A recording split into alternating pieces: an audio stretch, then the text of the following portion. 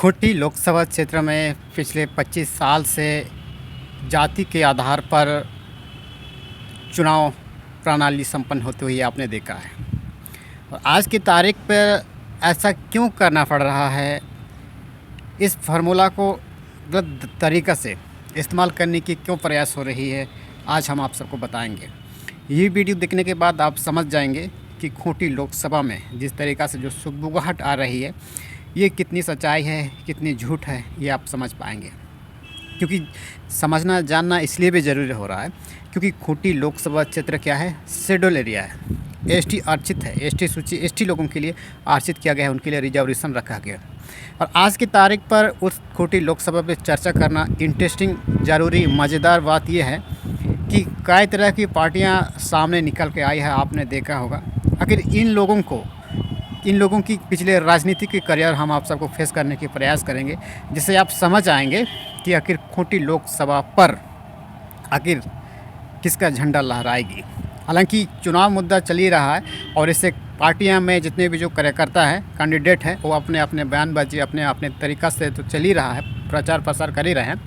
लेकिन इसके बीच भी लोगों को समझना जानना ज़रूरी इसलिए हो गया है क्योंकि आज की तारीख पर खूंटी लोकसभा पर जिस तरीक़ा से पिछले 25 साल में जो वहाँ की जनता, वहाँ की पब्लिक शिक्षित, बेरोजगार, पानी, तमाम तरीक़ा से रोड रोजगार से कई तरीक़ा से मार इसका धांस झेलते हुए आपने देखा है।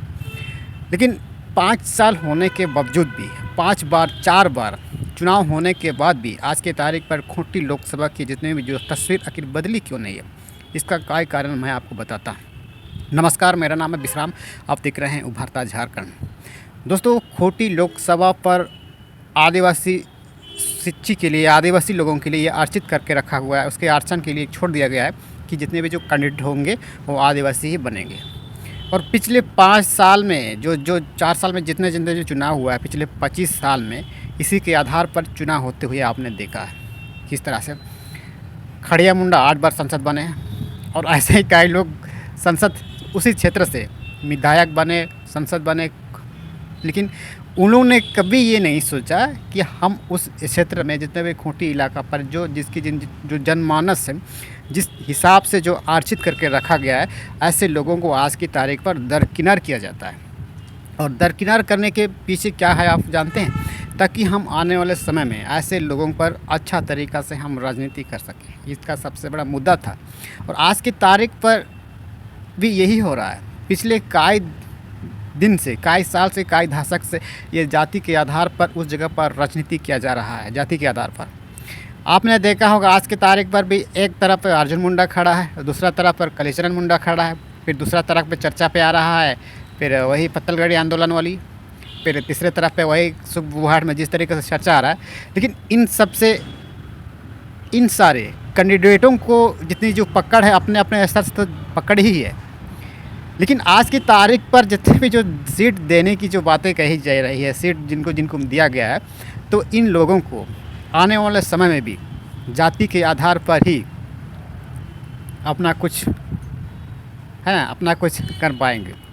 लेकिन आज की तारीख पर भले ही इस जगह पर आज के पिछले 75 साल ही नहीं, पूरे 5 साल में जिस तरीक़ा से जो उस जगह पर राजनीति किया है, आज की तारीख पर ये लोग क्या कर रहे हैं, वोट को बंटवाने का काम कर रहे हैं। इससे क्या होगा, ना आप पहुंच पाएंगे, ना वो पहुंच पाएगा, ना कोई और पहुंच पाएगा। इससे क्या होगा, खूंटी जिला के जितने भी जो लोग हैं, असमंजस स्थिति पैदा हो सकती है।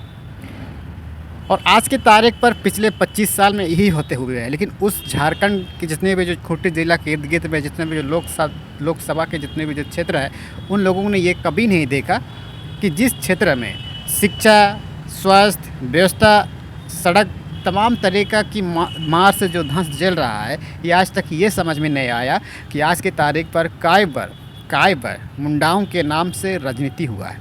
और आज के तारीख पर 2024 में भी इसी तरह की राजनीतिकरण फिर से दोहराने की प्रयास हो रही है। अब इससे अब समझ जा चुके हैं कि 2024 में अब किनकी बनेगी। क्योंकि पिछले कई दशक से यही कयास लगाया जा रहा है कि पिछले कई दिनों से कि आखिर झारखंड में खूंटी लोकसभा क्षेत्र पर किसका झंडा गड़ेगी।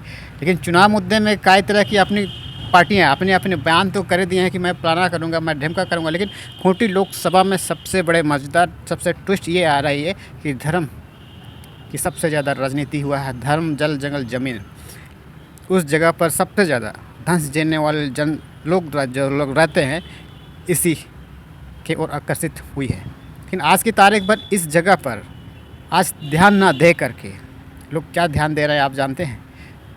इसको समझना पड़ेगा।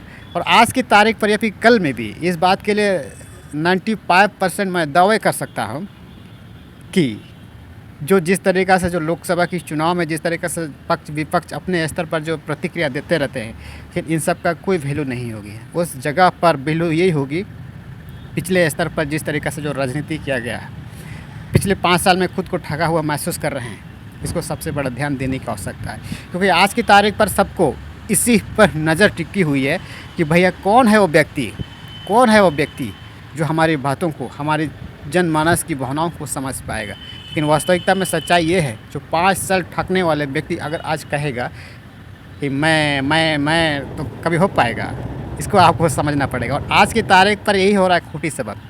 और इसीलिए मैं कह रहा हूँ खूंटी सभा, हालांकि मैं इस बात को मैं खुल के नहीं बता पाया, किसी और वीडियोज़ में मैं आप सबको बताऊंगा खुल के कि खूंटी लोकसभा पर क्या मेरी सोच, क्या मेरी भविष्यवाणी सही थी या फिर गलत थी।